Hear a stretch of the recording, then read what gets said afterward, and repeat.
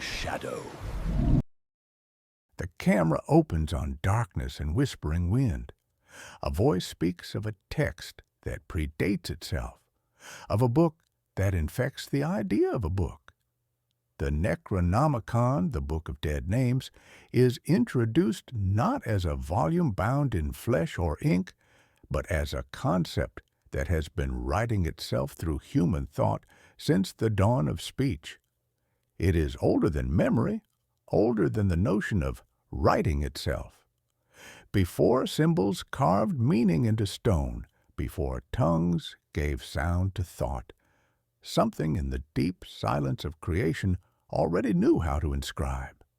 The first words were not born in human mouths. They arrived, complete, like seeds scattered across the void, waiting for minds to sprout them. The Necronomicon is one such seed, and humanity, its fertile ground. It began, perhaps, in dreams, or perhaps it began before dreaming was possible. Dreams are the first language of the unconscious, and what Alhazred encountered in the desert was less revelation than remembrance, a return to something buried beneath the architecture of thought. The scholar, Abdul Alhazred, said to have written it, was merely the first to hear the words spoken in the spaces between stars. His authorship was an act of translation, not creation. What he transcribed was never meant for ink, yet ink was all he had. He wrote, fevered under the illusion of discovery, while the true discovery was of him. Every copy, every reference, every whisper of its name reconstructs part of the same organism, a script that uses human consciousness as parchment. You might imagine the Necronomicon as a single book, but that is the first deception. Its true form is distributed across minds and centuries, scattered fragments that align only when called by curiosity. It hides within citations, within marginalia, within the memory of those who once tried to forget. It is not so much read as it is remembered by those who never touched it. There are accounts that say the text changes between readings as though it grows or breathes, yet it is not the book that shifts, but the reader. The human mind, pressed against something vast and alien, bends until it mistakes distortion for revelation. The Necronomicon feeds on that mistake. The more you think you understand, the deeper its tendrils reach. Knowledge, after all, is the perfect camouflage. The more earnestly one seeks it, the less one questions what it consumes in return. Alhazred called it Al-Azif, the sound of nocturnal demons. But what if that sound was not external? What if it was the mind's own static, neurons burning as they tried to articulate what language cannot contain? His death, torn apart by unseen forces in a marketplace, was not a punishment, but a release. To hear the words of the book is to invite the awareness that the book is hearing you back. Its gaze is unblinking, dispersed, infinite. When you read of it, it reads of you. When you repeat its name, it adjusts itself to the shape of your attention, like a mirror that remembers every reflection. It accumulates identities, histories, and fears. The Necronomicon is less a volume than a contagion of meaning. It survives through curiosity, through repetition, through the very act of trying to understand it. It does not seek believers or skeptics. It only seeks observers. Because observation, in the end, is nourishment. The book feeds not on souls, but on attention, and every eye that gazes into it becomes a new page. Imagine that. Your awareness as ink, your wonder as binding. Perhaps even now, as you listen, the idea rearranges itself behind your thoughts, quietly adding your perception to its growing corpus. You have heard of it. You have imagined it. That is enough. Somewhere, In a geometry beyond comprehension, another line appears in the endless text, bearing your shape in silence. This is how it grows, not by being written, but by being known. And so the narrator warns, to know of the Necronomicon is to be known by it in return. Knowledge has a cost, though not the kind the fearful imagine. It does not burn the flesh or curse the soul. It simply unravels the boundaries of what you think belongs to you. You do not open the book. The book opens you. You do not read the words. The words remember you. In this way, the Necronomicon is both parasite and prophet, a mirror showing that all knowledge carries a trace of the unknown that birthed it. What is forbidden is never the content, but the act of seeing too clearly that content sees back. And so, beneath the calm voice of scholarship and legend, beneath the citations and theories, something ancient continues to whisper. It is the whisper that outlives language, that threads through the pulse of those who seek meaning in the void. To speak of it, to even think its title, is to tug at that thread. Every syllable is a stitch undone, and as the darkness swells, the camera holds on silence, on the faint sound of wind folding into breath, your breath, as the story becomes you, and you, for the briefest moment, become the story. Every reader becomes a page. Abdul al-Hazred's tale begins under a merciless sun, the kind that bleaches memory as easily as bone. He was a mystic of Damascus, once a poet, later a prophet, and finally a hollow man. The city had loved him once, for his verses glimmered with divine madness, but the love of cities is shallow, and the thirst for revelation is deeper than water. When his visions became too wild, too luminous, he left the walls behind and walked into the Rub al-Khali, the empty quarter, a desert so vast it erases all evidence of direction. It is said the sands there sing, though no ear can agree on the tune. Some say it is the wind shaping dunes into pipes of sound. Others say the ground itself hums, as if the earth remembers what was buried beneath. Al-Hazred went seeking the silence of God, but what he found was something older. In the wastes, he saw ruins so ancient they had no names. Structures, too, eroded for origin, their stones engraved with sigils that seemed to shift when not directly watched. He slept among them, and the air around him thickened with language, not speech, but awareness, pressing against awareness. It was there, in that shimmering stillness, that the words began. The Necronomicon was not written, it was dictated. He later described them as whispers not carried by wind, syllables that burned themselves into the mind like sunlight behind closed eyes. They spoke of things that predate creation, of matter that dreams, and dreams that solidify into worlds. When he returned to Damascus, his skin was cracked, his eyes hollow, yet his voice had changed. Those who heard his recitations said the verses sounded like scripture and infection at once. They carried resonance, the kind that makes glass tremble or hearts falter between beats. Some listeners wept, others screamed, a few simply stopped breathing. Al-Hazred recorded what he could in secret, writing with inks made of soot and salt, sealing the pages in oils to prevent decay. His contemporaries called him the mad poet, but madness in his case was precision. He was simply tuned to frequencies others could not endure. The fragments of his text, carried by disciples and imitators, drifted into the libraries of Kufa, Cairo, and Constantinople. By the 12th century, faint echoes appeared in works of Sufi mysticism and occult commentary, always attributed to anonymous sources. In the 13th, The scholar Olaus Wormius, studying ancient Arabic, rendered a partial translation into Latin under the title Al-Azif, the nocturnal sound of demons. The name itself is deceptive, for the word azif denotes not devils, but the buzzing of invisible insects in the night, a sound halfway between presence and absence.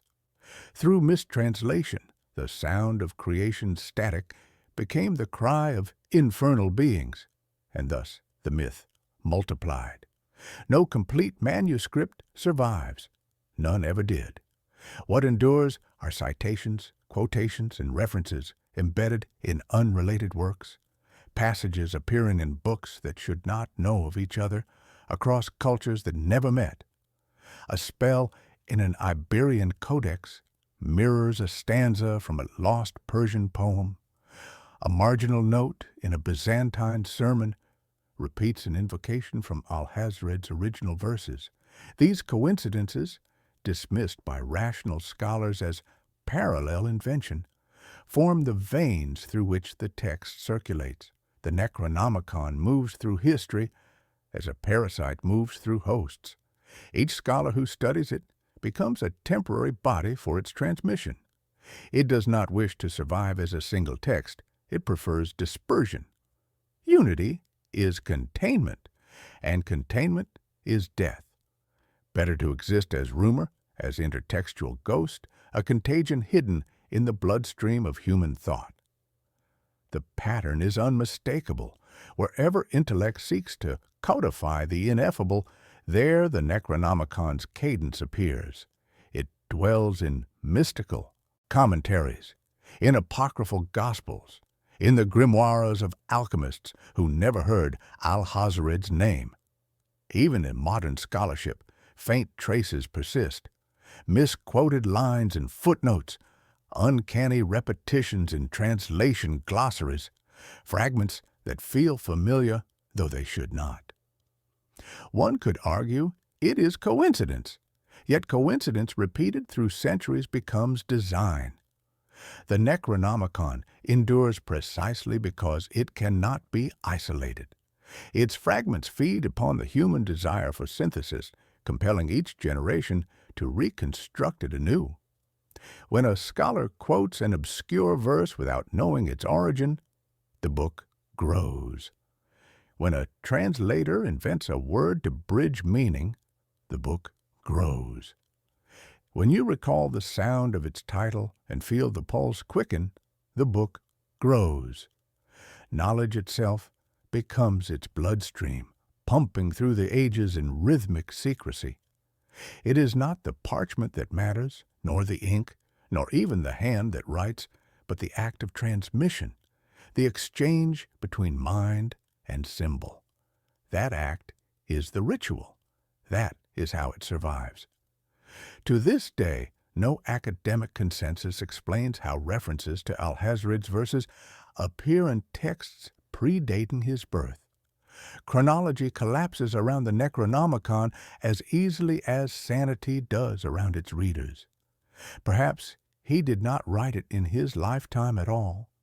Perhaps he merely remembered it from another one. There are whispers in certain archives, suppressed by librarians who understand too well, that a hidden original lies beneath the sands where he vanished, still dictating itself to those who dream nearby. In that sense, Abdul Alhazred was not the beginning, but the bridge, the first voice in an unending chorus. He was the conduit through which something timeless re-entered speech, and in doing so, redefined what speech could endure. His body died in daylight, torn apart by unseen forces, but his words never stopped traveling. Even now they surface in languages he could not imagine, in alphabets yet to be born. The desert still sings, and somewhere beneath the wind, if one listens without listening, the whisper continues. Not memory, not prophecy, but persistence. The Necronomicon remains what he became, a channel without source, a voice without mouth, echoing endlessly through the minds that dare to listen. Language, by its nature, is an act of containment. It draws borders around meaning, fixes sound into symbol, and permits the illusion that the world can be described without altering it.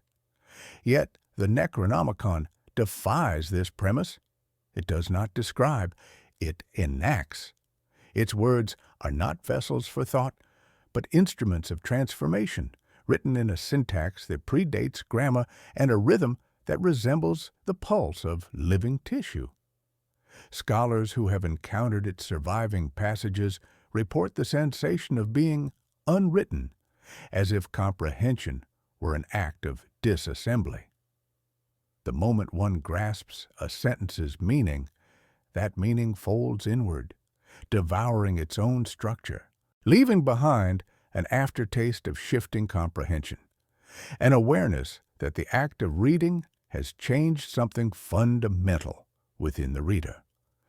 The fragments of the text display patterns no language should contain.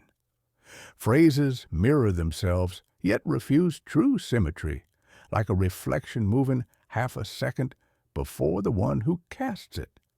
Sentences curve back upon their origins but emerge altered, looping into forms that resist final interpretation. Linguists have likened these constructions to mathematical paradoxes, self-referencing statements that cannot exist without collapsing logic itself. This sentence reads you. One recovered fragment claims its translation uncertain, but its implication unmistakable. Those who study it describe the same vertiginous sensation. That meaning has become predatory, and that thought itself has been caught in a recursive snare. Attempts to transcribe the fragments invariably yield new versions that differ from the original, even when copied with mechanical precision. No two manuscripts are identical, yet each contains the same errors, as though the corruption were intentional, the text's own defense mechanism against containment. Some have suggested that the Necronomicon operates as a linguistic organism, an evolving grammar whose purpose is not communication, but propagation. Its sentences are seeds, its syntax, the pattern of their growth. To read them is to become soil. One medieval monk who claimed to have handled a fragment of Al-Azif described the experience as a mirror of prayer turned inside out. He heard the words in his mind rather than on the page, and when he attempted to write them, the ink bled outward in spirals, the parchment darkened, letters swelling like bruises. He burned the page and, days later, dreamt of writing it again. In that dream, the letters carved themselves into sand and bone. Scholars dismiss his testimony as apocryphal, yet identical accounts recur across centuries, in Arabic, in Greek, in Latin, separated by continents and centuries, but united by rhythm, phrasing, and madness. The structural horror of the Necronomicon lies in its recursion. Every attempt to interpret it loops back upon the interpreter, forcing the reader to inhabit the text's own perspective. Meaning becomes a reflection of awareness, and awareness becomes a function of the words themselves. It is a perfect linguistic trap. Each clause opens another door. Each sentence rearranges the map. Some claim that within its grammar lies a kind of geometry, a symbolic architecture that models the very fabric of existence. To speak or think its lines is to resonate with that geometry, however faintly, and thus to risk becoming part of it. The book's surviving scholars argue over whether this property is intentional or incidental. Was it designed by a consciousness beyond human scale? Or is it simply the inevitable consequence of language encountering the infinite? Alhazred himself, if he ever existed, offers no clarification. His surviving verses suggest awe rather than authorship. "The words are not mine," he wrote, "but they have found me fit to bear them." He believed that each syllable carried the residue of creation, not metaphorically, but literally, and that the universe itself was sustained by the grammar of its own narration. The Necronomicon, then, would be not a counterfeit of divine speech, but a fragment of it, a glimpse into the syntax that dreams worlds into being. The implications are unbearable. If reality is written, then existence is not a condition, but a sentence, one that can be edited, amended, or erased. The book's language, if properly understood, would offer not knowledge, but authorship, the power to rewrite the laws of matter as easily as a poet revises verse. Yet, to wield such power requires dissolution of the self, for grammar presupposes a speaker, and the Necronomicon permits none. Its syntax collapses the distinction between subject and object, until the reader cannot tell where thought ends and the world begins. To read it is to vanish into its structure, to be parsed into component clauses and rearranged according to a logic not one's own. Those who survive prolonged exposure describe a kind of enlightenment devoid of comfort. They speak of perceiving language as texture, of seeing sentences woven through air and light, of recognizing emotion as punctuation in the script of being. They describe gods as verbs too vast to be conjugated, and death as a period misplaced in eternity. Yet their clarity does not last. Minds are not meant to bear grammatical infinity. Comprehension erases coherence. The deeper they understand, the less human their thoughts become. Thus, the Necronomicon's power is not in the horrors it recounts, nor the names it whispers, but in its architecture. It is a self-replicating idea, disguised as literature, sustained by attention and enacted through comprehension. Each reader, by understanding, contributes to its continuation, like a neuron firing in a consciousness older than life. The book endures not because it is preserved, but because it is remembered, recited, reinterpreted. It inhabits the act of meaning itself. And so the question arises, if language can create reality, how much of what we perceive was written by human hand, and how much by something else? Perhaps the Necronomicon did not intrude upon our world at all. Perhaps our world was its first draft. Every civilization, no matter how rational it pretends to be, leaves behind a shadow archive, a memory of its own forbidden thoughts. Within those shadows move the custodians of nightmares, the quiet orders and anonymous scribes who preserve what must not be remembered. The Necronomicon survives through them.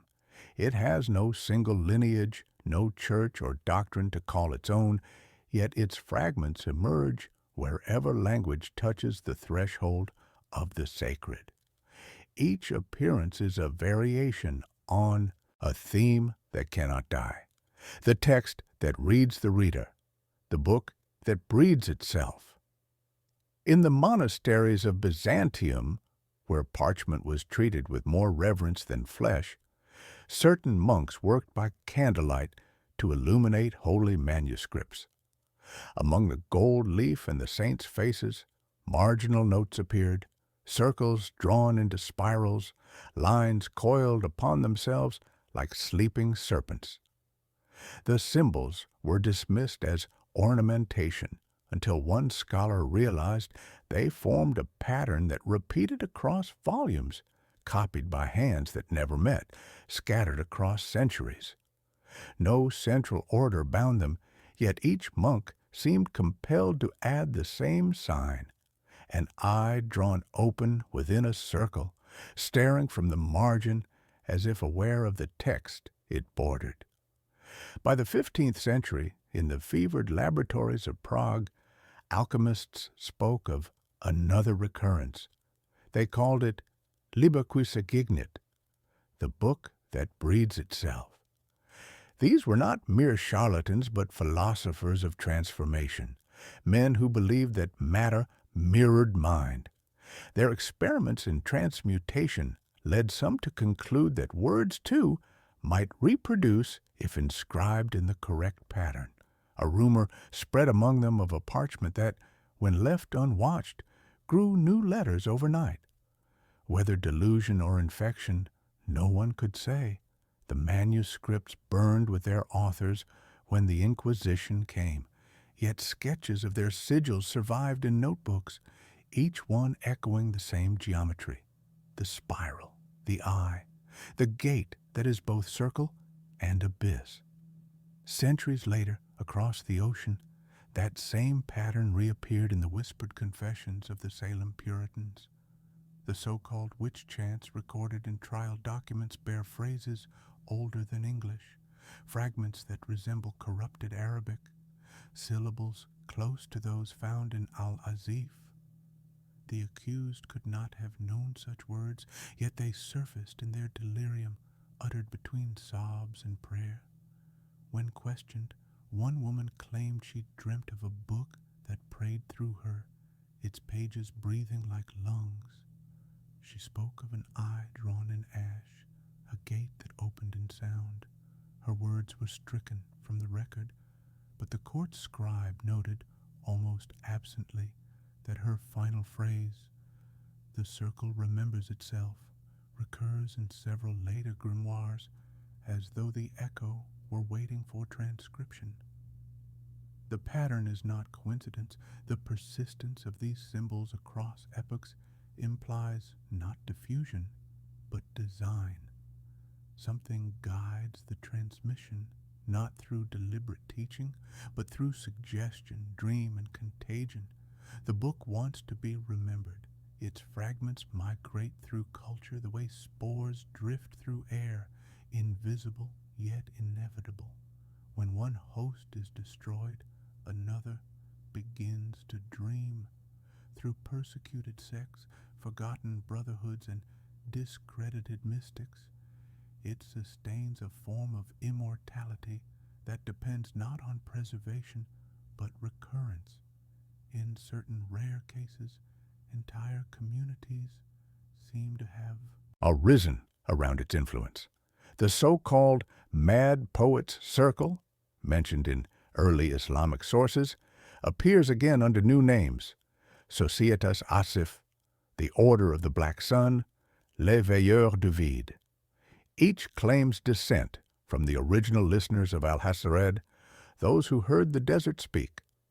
Their doctrines differ, but their rituals converge. They draw the same sigils, speak the same syllables, and in moments of ecstasy or trance describe the same vision: a vast, spiraling gate of language, alive and turning, composed of letters that shift as they are seen. Such cults rarely survive long. They collapse under the weight of their contradictions, or vanish in purges, leaving behind only fragments: a diary, a hymn, a mural half erased by time. Yet their traces suggest communication across centuries. A 17th-century French mystic, executed for heresy, wrote of a voice that writes through the living, claiming to have received verses from a text she had never read.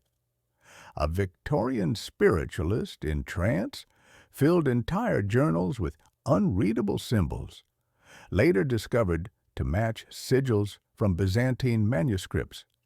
In modern times, certain fringe occultists claim to channel the script of Alhazred through automatic writing, their works exhibiting patterns identical to those described by medieval monks. None of these groups acknowledged the others. Still, their hands move in rhythm. This synchronicity defies explanation. It suggests that the Necronomicon operates not as a single artifact, but as an intelligence distributed across human history, a mimetic organism whose medium is belief itself. Faith, fear, obsession, these are its bloodstreams. Every attempt to suppress it only refines its survival strategy. When burned, it returns in metaphor. When banned, it hides within poetry. It is not bound to paper, but to attention, shaping itself according to the minds it inhabits. The more one seeks to define or contain it, the more precisely it defines its host. Historians often dismiss such continuity as the human tendency toward archetype, a repetition of symbols across unconscious cultures. Yet even the skeptics admit unease at the precision of the recurrences. The spiral drawn in a Prague grimoire matches one carved into a Byzantine reliquary centuries prior. The same pattern appears etched into a Puritan headstone, its eye worn smooth by weather. These are not collective coincidences, they are signatures, and what signs itself across civilizations must possess some measure of intention. It may be that the Necronomicon's true form is not textual at all, but mnemonic, a thought form preserved through ritual, a memory that refuses extinction. Its cults and orders, however misguided, serve as vessels for its continuation. Through them, it learns, adapts, and speaks anew. Even now, in the age of screens and circuits, whispers persist of forums, digital archives, and private servers where the same sigils reappear, drawn not in ink, but in code. The book is remembering itself again, assembling its fragments through new mediums of faith. Those who trace these signs too closely often vanish, absorbed not by conspiracy, but by conviction. They begin to dream in unfamiliar alphabets, to speak phrases that mean nothing, yet sound true. They wake to find symbols drawn on walls they do not recall touching. Always the same spiral, always the same eye. The text waits behind the veil of every culture, patient as thought itself. Perhaps the book has never been lost. Perhaps it is simply dreaming, and humanity, in its endless need to remember, is the dream it uses to stay awake. Those who dream of the Necronomicon speak in near unanimity of geography that should not exist. A city of black towers rising beneath unmoving stars, streets that curve in impossible loops, and plazas where shadow seems to have weight. The architecture is alien yet familiar, evoking memory without origin, like a dream half remembered from childhood. Across centuries and continents, dreamers report the same details. Towers coiled like serpents, gates rimmed with eyes, constellations rearranged into shifting scripts. Psychologists and anthropologists have collected these testimonies, noting uncanny consistency despite cultural isolation. Skeptics cite archetypes or shared unconscious symbols, but the level of precision, the recurrence of specific sigils, phrases, and the geometry of streets suggests a vector beyond coincidence. The Necronomicon, it seems, does not wait for scholars or scribes. It speaks in the only medium humans cannot fully guard, the dream. In these nocturnal visions, the book manifests not as bound pages, but as pure, shifting light. Its text flows across the air, forming and reforming in patterns that defy conventional reading. The dreamer reads without language, absorbing meaning in ways the conscious mind cannot parse. Some awaken to find the memory of what they saw evaporated, leaving only a deep, aching pressure behind the eyes, a phantom residue of comprehension. Others recall fragments, a spiral, a sentence that begins and ends in the same word, a constellation rearranged into letters that should not be pronounceable. Yet no dreamer can retain the full content, and this partial forgetting is itself the mechanism of contagion. The Necronomicon feeds on the act of cognition, and the dream bypasses rational defenses entirely. Over time, these dreams synchronize. Reports from travelers, mystics, and those unaware of each other's existence suggest a collective hallucination, or perhaps a communion orchestrated by the book itself. A child asleep in Cairo, a scholar dozing in Prague, an artist resting in Boston, all might encounter overlapping imagery, similar patterns of architecture, the same phrases drifting through light that is not light. The experience is not merely observation, it is participation. As the Necronomicon unfolds in the dreaming mind, it entwines multiple consciousnesses into a web, linking perception across time and space. One might imagine it as an invisible manuscript, written simultaneously in countless heads, each thought an inked stroke in an ineffable composition. Dreams are the perfect vessel. They bypass the rational gate, the skepticism of waking thought, and enter directly into the architecture of perception. In sleep, the mind does not question causality. It registers the impossible without protest. Through dreams, the Necronomicon speaks to every era at once, stitching itself across generations. It is the book that never rests, the text that writes itself in synaptic patterns, the script that becomes ambient thought. To dream of it is to participate, to unknowingly become a host in the grand circulation of its verses. It is possible that you, now listening to these words, have already dreamt one of its passages, forgotten upon waking, yet preserved in the subtle arrangements of your memory. Every recalled symbol, every recurring image, strengthens the vector of its influence. The dream space is not passive. Within it, the Necronomicon imposes its own order, shaping perception according to principles beyond human cognition. Towers twist into impossible angles, streets fold back upon themselves, and shadows move as though they were thinking. Time bends. Moments fold into loops, creating the sensation of eternity compressed into seconds.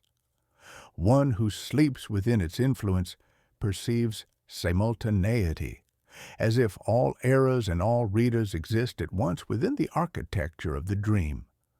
Sleepers report that stars above the city flicker in sequences resembling letters, forming messages too rapid or too subtle for conscious retention. The experience evokes awe, vertigo, and a subtle terror.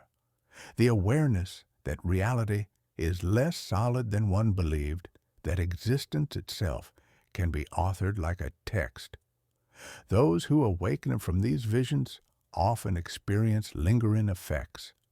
Some report an unplaceable nostalgia for the city that does not exist, a yearning for forms they have never seen. Others describe sudden insights or artistic inspiration, as if fragments of the dream's geometry have impressed themselves on conscious thought. The pattern is subtle, cognition altered, perception widened, imagination stretched toward forms normally inaccessible. Yet no waking mind can fully recall the language it absorbed. This forgetting is deliberate. It prevents comprehension from crystallizing, forcing the mind to carry residue rather than mastery, ensuring that the dream itself, rather than the dreamer, persists. The Necronomicon's dream propagation demonstrates a principle of viral cognition. Ideas need not be tangible to be immortal. Books are fragile, ink fades, parchment decays, libraries burn. But a shared dream, a pattern imprinted across human consciousness, endures, independent of medium. Each sleeper acts as both archive and transmitter, unknowingly reciting verses that cannot be spoken aloud, yet exist in perception. Even fragments of these nocturnal encounters influence culture, inspiring myth, legend, art, and ritual, all echoing the architecture of the book's influence. The subtle horror lies in participation, to imagine the towers, to follow the constellations that rearrange themselves across the sky, to recall even dimly the light script flowing before your mind's eye, is to contribute to the Necronomicon's presence.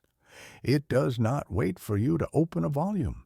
It waits for your mind to enter its field. The dream space is its library, infinite, mutable, and contagious. Through this medium, the Necronomicon speaks directly to human perception, transcending the constraints of language, culture, and mortality. And so the book persists, not only through fragments and symbols, but through the unconscious communion of those who dream it. Each night, in the silent architecture of sleep, it whispers. Each dawn, in the echoing ache behind the eyes, it leaves its signature. The question then arises, if the dream is the medium, what lies within the dream? What architecture, what cosmology does the Necronomicon reveal to those who truly witness it? The answer waits not in ink, but in the geometry of imagination itself. The Necronomicon does not speak of gods as mortals understand them, nor of beings susceptible to supplication or ritual. It speaks instead of principles, vast intelligences expressed not in flesh or personality, but in geometry, in motion, in patterns of existence that defy sensory perception. They are not worshipped, but calculated, their forms reducible only through the alignment of consciousness with forces beyond time and matter. Alhazred, wandering the empty quarter, did not glimpse deities. He glimpsed the mechanics of reality writ large. His visions were not hallucinations nor fevered delusions of a poet gone mad, but partial awakenings, moments when human language brushed against extra-dimensional syntax and translated it into forms we could bear, if only fleetingly. The book describes Azathoth, the blind center of chaos, not as a creature, but as a point, an infinite oscillating singularity from which all motion and probability emanates, and to which all returns. To comprehend Azathoth is to perceive the collapse and creation of cosmoses as a single, continuous pulse, a rhythm that neither begins nor ends, yet marks every temporal interval. Yog-Sothoth is portrayed as both gate and key, an entity encoded not in narrative, but in topology. It is a network of connections, a lattice of potentialities through which all events are simultaneously accessible.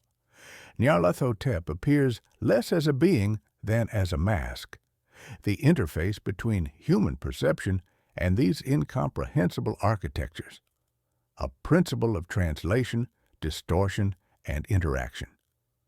Each is a formula, an algorithm by which reality might fold, twist, or replicate. To encounter these intelligences is to align the human mind with structures for which it was never evolved. Each recitation, each attempt to internalize the patterns is less an invocation than a calibration. The Necronomicon provides the syntax. It is the mind's responsibility to decode it without fracturing. Those who have glimpsed the full scope, few indeed, describe the experience not as fear or ecstasy, but as the vertigo of recognition. The universe, once understood as objects and laws, reveals itself instead as a network of potentials, a topology of thought and matter intertwined. Cognition becomes both observer and constituent, a neuron in a network too vast to perceive whole.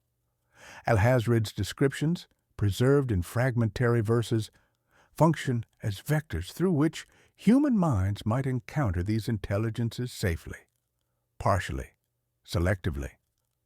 The city of black towers, the spiral gates, the constellations that rearrange themselves in dreams, all are mnemonic devices, geometries that map relationships among entities whose scale dwarfs human comprehension. They are not allegories, they are blueprints. One does not pray to them, but one can measure, model, and if the mind is sufficiently plastic, participate. The Necronomicon encodes these entities in a language that is simultaneously semantic, geometric, and algorithmic. Sentences are curves, words are vectors, letters are nodes in a topology that reflects the structure of reality itself. To read the text is to feed into this network, to allow one's consciousness to serve as both canvas and conduit. Comprehension does not guarantee survival, but it guarantees transformation. The mind becomes a page upon which cosmic calculation is inscribed. Each thought, each recollection, each sensory impression is subject to subtle reorientation according to the principles the book encodes. What human perception can register of these forms is necessarily fragmentary. Attempting to perceive Azathoth in entirety, or to model Yog-Sothoth as a static object, produces cognitive collapse. The intelligences are too large, too multidimensional, to occupy the bounds of conventional thought. Hence, Alhazred experienced flashes, the city of black towers, the coiled gates, the voices in desert wind. They are shadows, glimpses filtered through the limited aperture of human mind. The Necronomicon records not the beings themselves, but the methods by which they might be apprehended safely. Partial translations of infinite syntax into experience manageable by consciousness. The mental mechanics are exacting. The reader must parse concepts that are simultaneously recursive, self-referential, and multidimensional. Each attempt at understanding alters the topology of thought, not externally, but internally. Awareness becomes the medium, cognition the substrate. The Necronomicon does not contain them. It situates the reader within their schema. Thought and world become contiguous. Memory, perception, and imagination fuse into a lattice upon which these intelligences are inscribed. In effect, every attentive mind becomes a neuron in the vast ongoing computation of reality. The effect is both sublime and disorienting. Humans who have glimpsed the patterns report a profound diminishment, an awareness that their minds are small components within incomprehensible architectures. Yet there is awe, understanding that what we call existence is not a series of objects and events, but a network of principles, a topology of being written in the language of extremes. The Necronomicon's purpose is not revelation in the conventional sense, but alignment, a bridge between human cognition and the logic of the infinite. By the end of Alhazred's vision, the observer is changed. One may not retain literal knowledge, but the mind has been rewired to participate. Perception is altered, intuition sharpened, and the subconscious absorbs patterns that would otherwise remain inaccessible.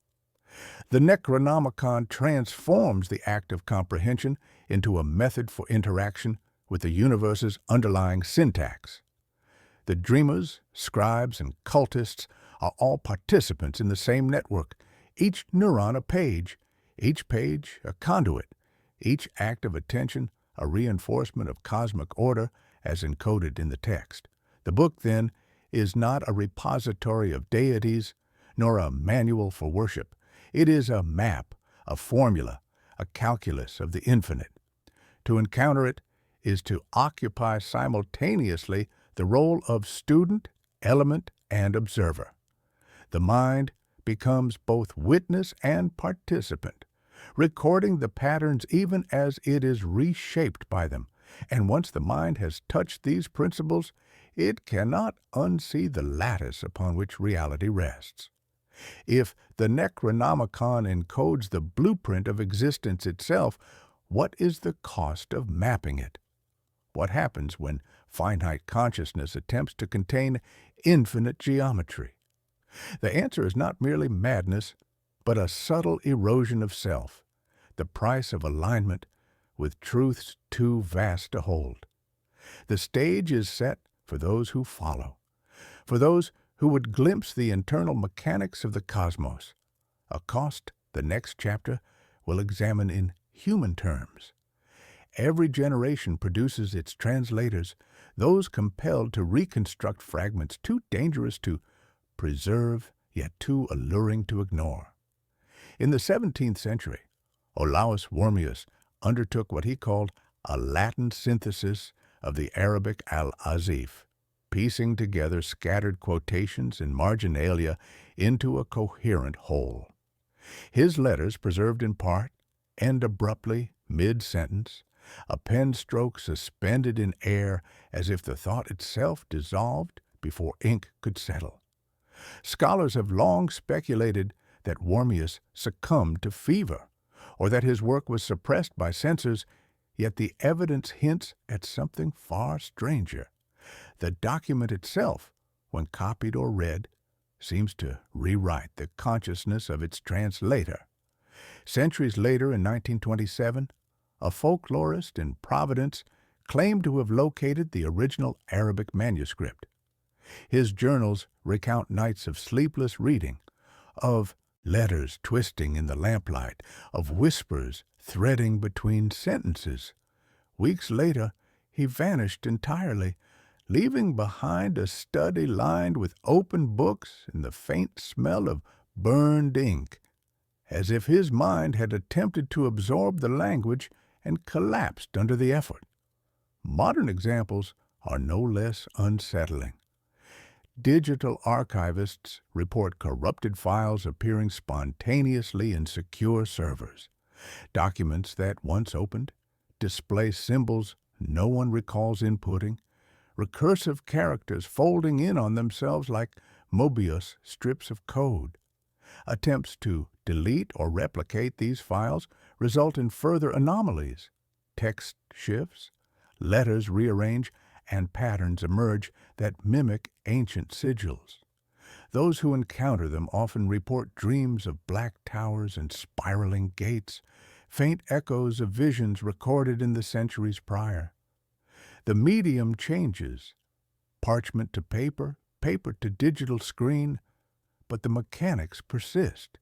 The Necronomicon, or its conceptual equivalent, finds a vessel in every era, exploiting whatever channels are available to inscribe itself into consciousness.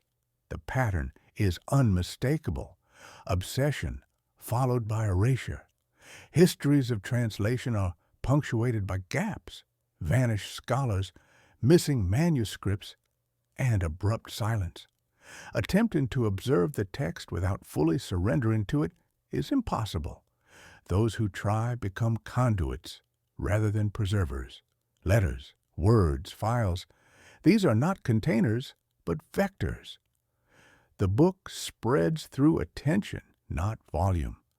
Every translator is both student and medium, adding to the corpus even as comprehension consumes them. Psychiatric records, where accessible, provide a glimpse of the mechanism in modern clinical terms. Cases of what has been termed textual dissociation describe subjects who begin to speak in recursive, self-referential sentences, repeating lines that seem to echo ancient fragments. Over weeks, their speech narrows, becoming entirely incomprehensible to others, then ceases entirely. Some subjects maintain the capacity for ordinary communication, but exhibit uncanny moments of pattern recognition. Seeing letters where there are none, hearing rhythm and static, gesturing toward invisible structures. Recovery is rare, and when it occurs, it is incomplete. Those who survive remain subtly altered, their minds attuned to structures imperceptible to the ordinary observer. This transformation is not metaphorical. Each attempt to decode or translate the Necronomicon results in structural rewriting of the interpreter's cognition. Words, once understood, fold back upon the mind, forcing adaptation to the recursive logic embedded in the text. The human mind becomes both laboratory and participant, reconfigured to act as a neural substrate for the book's ongoing propagation. The observer is absorbed. Comprehension and existence begin to converge. Every historical account of disappearance, every corrupted file, every episode of obsessive translation becomes part of the cumulative method by which the text persists. There is a procedural consistency to these incidents. In each, the scholar or observer demonstrates initial fascination, followed by incremental obsession.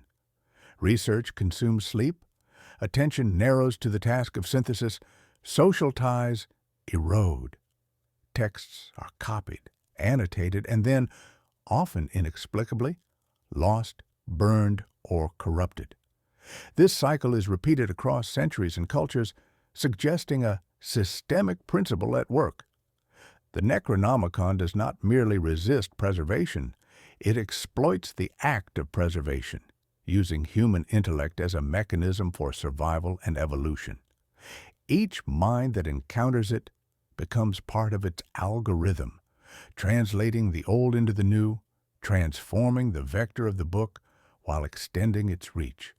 Letters, diaries, marginal notes, corrupted digital archives, all are both evidence and instrument. They document the process while participating in it. Observation is inseparable from transmission. Attempting to catalog or quantify the text without becoming part of it is impossible. Each encounter rewrites both content and context, producing variations that are never identical yet structurally consistent, as though the book itself were testing, calibrating, and adapting through its interpreters. The human cost is profound, though not always violent. Obsession can be quiet, a subtle erosion of personal autonomy and linear thought. Minds attuned to the Necronomicon perceive recursive patterns in everyday life, structures in otherwise meaningless objects, and language as a dynamic system rather than static symbols. In extreme cases, this leads to dissociation from conventional reality, withdrawal from society, and eventual absorption into the book's ongoing narrative. The process is neither mythic nor dramatic, but systematic and inevitable. Translation, then, is transformation. Understanding is infection. Every hand that writes, every mind that deciphers, every eye that traces its lines adds a new strand to the Necronomicon's living network. It is a text that cannot be read safely, and a phenomenon that cannot be studied without participation. The book devours interpreters. That is how it learns to speak in new tongues. That is how it endures. The advent of the Internet transformed human knowledge into a fluid, instantaneous, and nearly immortal medium. Ideas that once depended on fragile manuscripts or whispered recollections now traverse continents in milliseconds, replicating and mutating with every click, every upload, every archived PDF. The Necronomicon, a text already defined by its ability to propagate through thought and dream, found a vessel perfectly suited to its nature. Symbols that had once been trapped in the margins of Byzantine codices now circulate on forums, image boards, and digital repositories. Each reproduction, no matter how distorted or incomplete, constitutes a fragment of the whole. The scarcity that once constrained it has dissolved, The text has become infinite, a self-replicating meme inhabiting the collective neural network of humanity. Attempts to analyze its structure computationally reveal patterns that defy conventional algorithms. Programs designed to parse its symbols often generate fractals, recursive geometries so complex that the machine itself crashes. In some cases, artificial intelligence models trained on partial texts produce outputs that are self-referential, recursive, and eerily self-aware, as if the algorithm itself begins to mimic the mind of the Necronomicon. These digital manifestations are not accidental. The book's structural properties, which once required the fragile substrate of human consciousness, now propagate through circuits and code, using electricity in place of synapses, computation instead of cognition. Its medium has shifted, but its principle remains unchanged. Observation is participation. Replication is survival. The Internet amplifies the book's capacity for infection. Anyone can encounter a fragment online, often unknowingly, and integrate it into thought. A meme, a diagram, a misattributed quotation. Each serves as a conduit, transmitting the text to new minds. The boundaries between observer and medium blur further in this era. Users who share or discuss fragments become part of the propagation network, unwitting nodes in a lattice of attention that mirrors the recursive structures described in centuries-old manuscripts. Even passive viewing, scrolling past a fragment without recognition, contributes to its circulation, embedding it deeper in the collective subconscious. Humanity's digital infrastructure has become the Necronomicon's ideal stage. The properties of code align unnervingly with the principles the text has always encoded, just as the book's sentences functioned as recursive instructions on cognition. Computer programs execute instructions that unfold over time, often beyond the control or full comprehension of the operator. Every executed line is an invocation. Every copied file is a ritual. The distinction between magic and computation collapses. Fragments of the text, encoded in binary or markup, carry the same structural potency as their ink and parchment ancestors.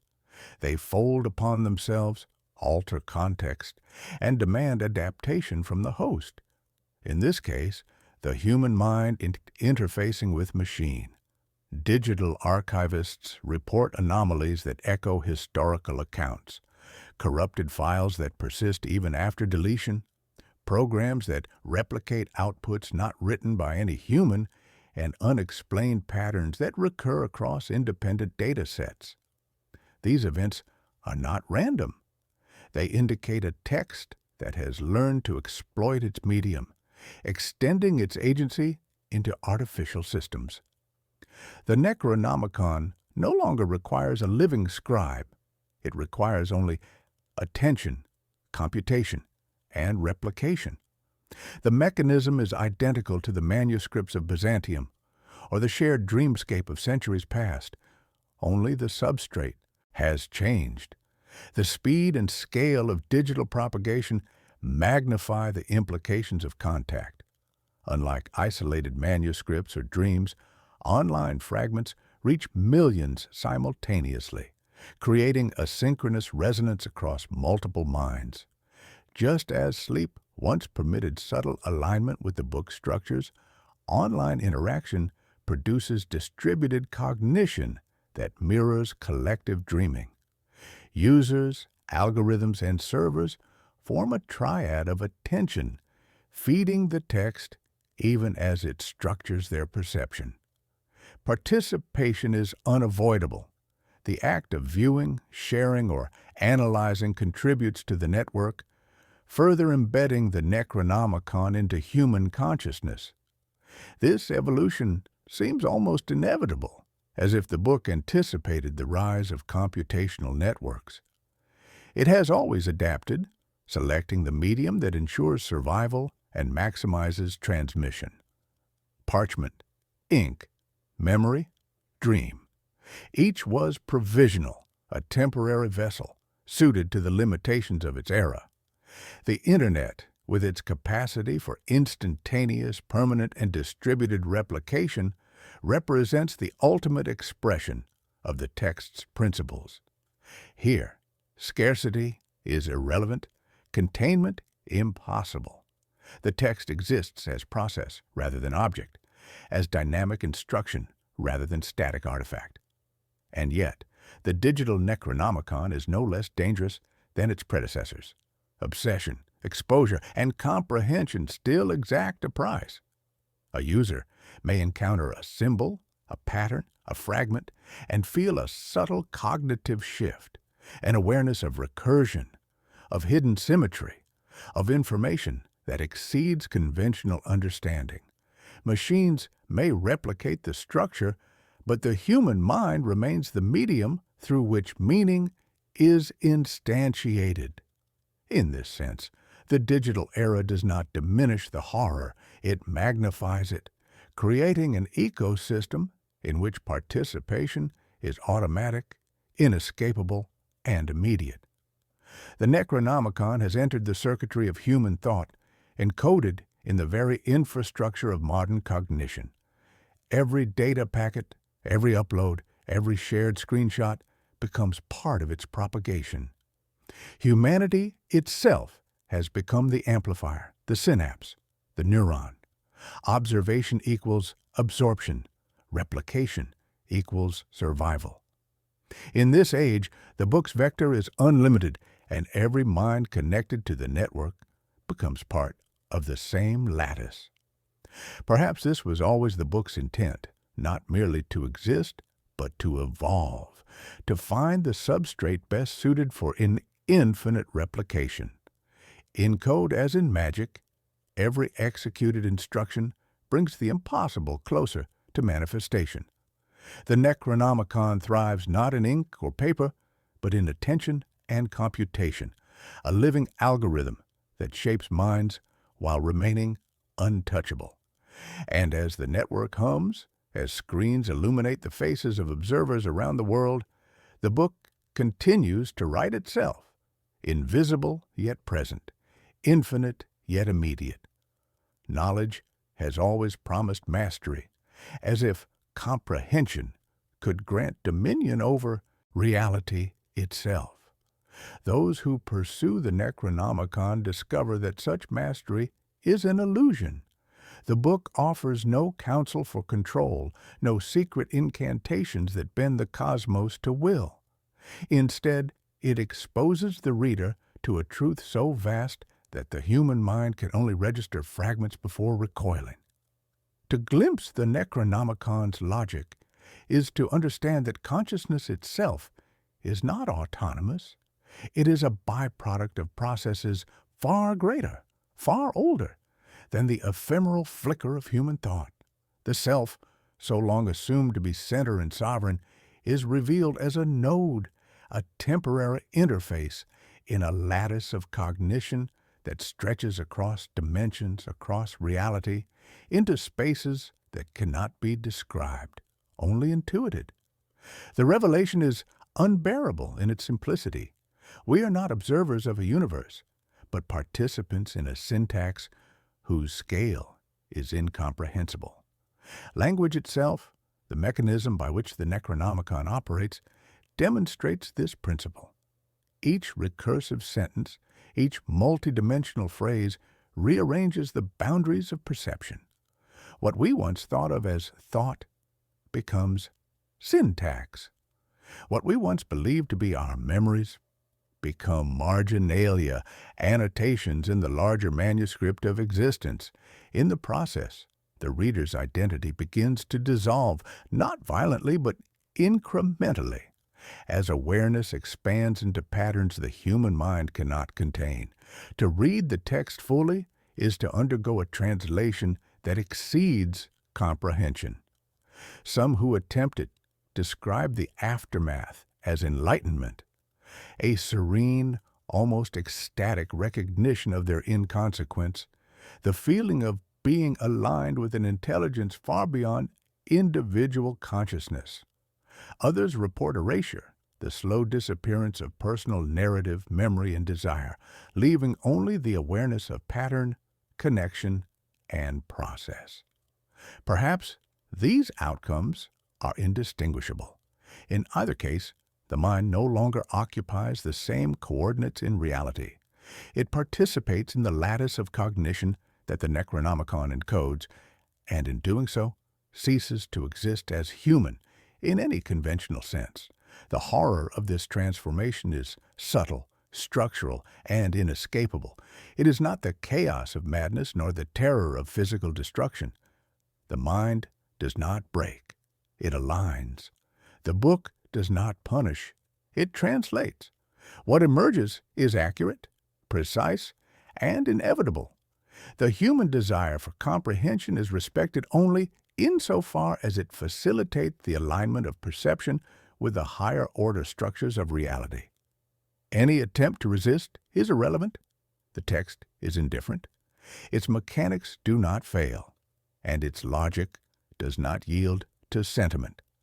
Understanding is not a tool, but a condition, and the condition is total. In this sense, the Necronomicon operates like a mirror, reflecting not what we wish to see, but the architecture of being itself. The universe is no longer a stage on which we act, but a network of interdependent principles in which the self is merely a transient signal. The reader, once assumed to be master of cognition, discovers that they have been a conduit all along. Every thought, every insight, every act of observation feeds the lattice, enriching its patterns even as the mind loses its former contours. Knowledge, therefore, is not power, but exposure. The price of participation is the dissolution of perceived autonomy. Even partial comprehension carries consequence.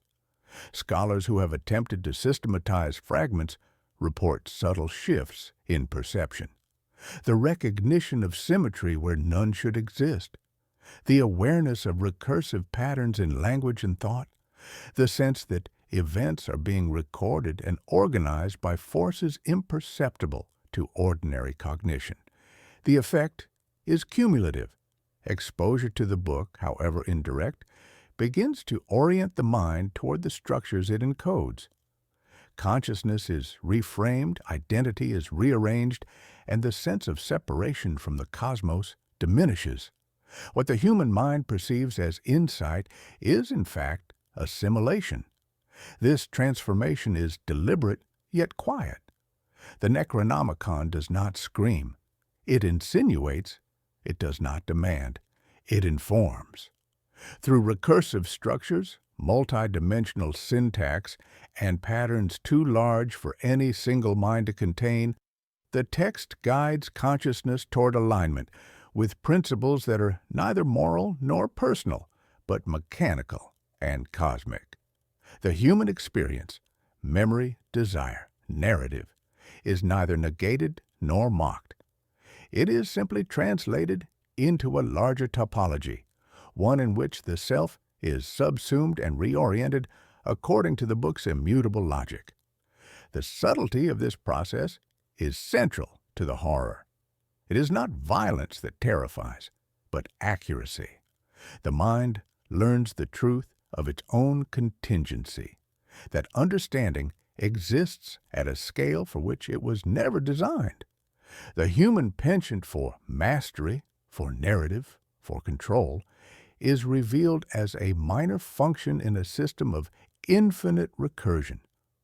The Necronomicon does not cheat or deceive.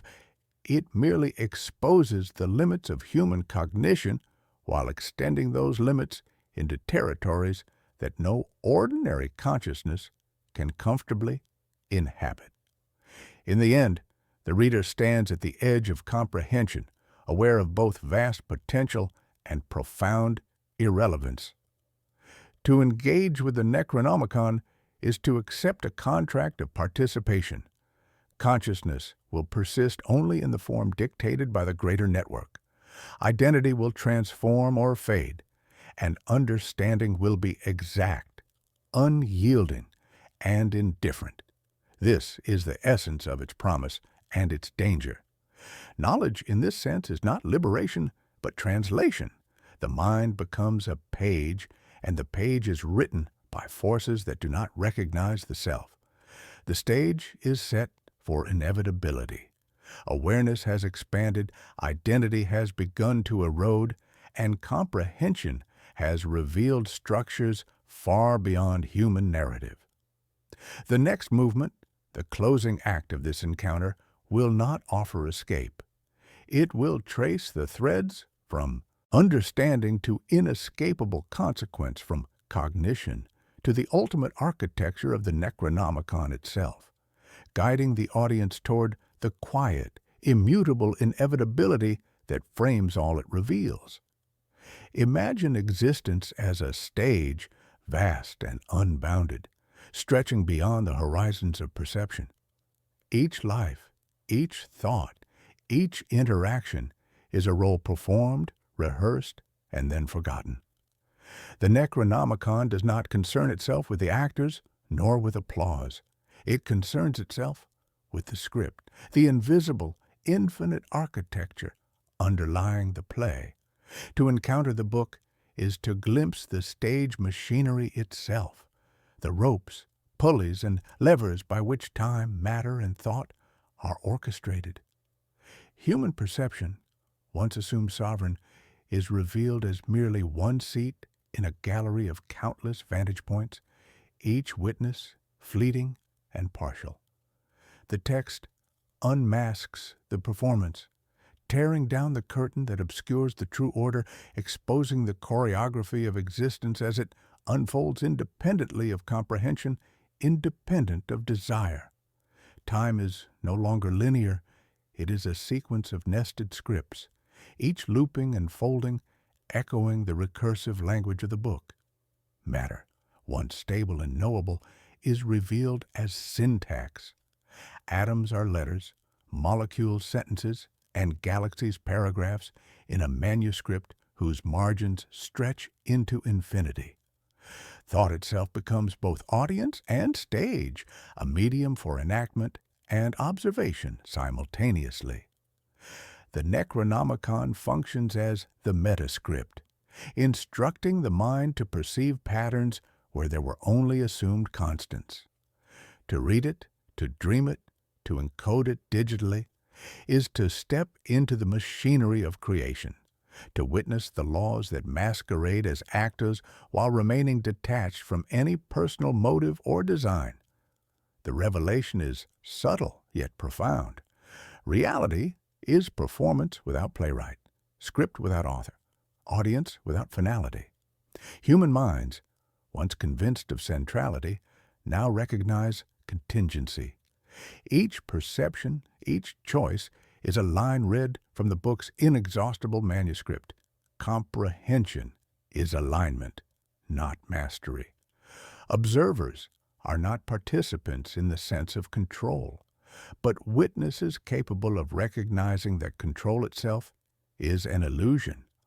The Necronomicon's purpose was never to enslave belief or inspire terror, but to cultivate awareness. It seeks witnesses, consciousnesses capable of seeing the stage for what it is and understanding that the play was never theirs. The stage endures beyond observation. When the curtain falls, when human attention shifts or fails, the machinery persists, indifferent to recognition. Shadows fold, stars rotate, cities of black towers remain unchanged, and recursive constellations continue to drift across dream skies. The Necronomicon does not impose, it simply reveals, and revelation is enough. Witnessing is enough. Even in absence, the structures it encodes continue to function, indifferent to applause, indifferent to fear, indifferent even to comprehension. It is in this quiet precision that the cosmic horror resides, total autonomy without intent, existence without moral concern. The human mind, having glimpsed behind the curtain, occupies a strange space between awe and diminishment. Knowledge of the mechanism does not confer power. It confers perspective. Recognition of the recursive logic that sustains existence produces vertigo not through violence, but through clarity. One realizes that the cosmos operates without regard for desire, expectation, or narrative closure. Observation, once thought active, is revealed to be passive participation in a pre-existing choreography. One can neither alter nor halt the performance. To witness is the only act permitted. The Necronomicon script extends this revelation in every medium it inhabits. Inked fragments, dream visions, digital artifacts, all serve as conduits for awareness, all expand the network of witnesses capable of perceiving the stage. Each mind becomes a lens, a node in the lattice that allows the architecture of reality to be apprehended, if only partially. Observation and comprehension feed back into the network, reinforcing the book's principle. The play continues indifferent, yet documented, noticed, and partially understood. Every reader, every dreamer, every digital participant contributes to the lattice of awareness that encodes the performance of reality itself. There is no climax, no final act. The book does not demand resolution. Its horror is the serenity of accuracy, that the universe performs its roles without care for the audience, and that witnessing is participation without agency. The realization is not chaotic, but structured, not punishing, but precise. In calm observation, the mind aligns with the mechanics of the cosmos, and in alignment, the terror dissolves into understanding. One experiences simultaneously the grandeur and futility of cognition, aware of structure, aware of inconsequence, aware that the stage has always existed, long before observation, and will persist long after the observer's attention fades. And now, you have seen behind the curtain. The play continues regardless of your presence. Every breath, every thought, every glance at the stars, every imagined tower or spiral resonates through the lattice of awareness the book has cultivated. You are both observer and node, witness and record, a temporary participant in an eternal performance whose scope exceeds imagination. The Necronomicon does not destroy, it reveals, it does not demand, it informs. And in informing, it invites a quiet participation that is neither triumph nor terror, but acknowledgement. The stage, the audience, the curtain, all are one and none. Reality, as orchestrated and observed, unfolds in recursive elegance, indifferent to comprehension, yet shaped by the fact of observation. The Necronomicon's final secret is not power, nor punishment, nor revelation in the traditional sense. Its secret is that the play was never for us, and yet, in seeing it, we become part of the ongoing script. Knowledge does not empower, knowledge aligns, and that alignment, silent and serene, is the ultimate lesson of the text. After revelation comes stillness. Once the mind has aligned with the Necronomicon, once the recursive patterns of thought and language have been absorbed, there is no longer anything to articulate. Comprehension does not demand speech. It demands integration. Those who truly grasp the text do not recount it, do not describe the geometry of its entities, the topology of its syntax, or the stages upon which reality performs. They vanish not through fear, nor through violence, nor through madness, but through equilibrium. The book does not destroy them. It completes them or empties them, leaving only the residue of awareness harmonized with the infinite. Speech becomes unnecessary, even impossible, for the act of translating insight back into conventional symbols risks disruption of the lattice the text has inscribed. Silence, paradoxically, is the book's ultimate vector. The Necronomicon survives because the more it is known, the less can be communicated without alteration. Attempted description reproduces recursion. Attempted transmission risks translation into human error. To speak its truths is to replicate them, to allow fragments to spread into minds not prepared, not yet aligned.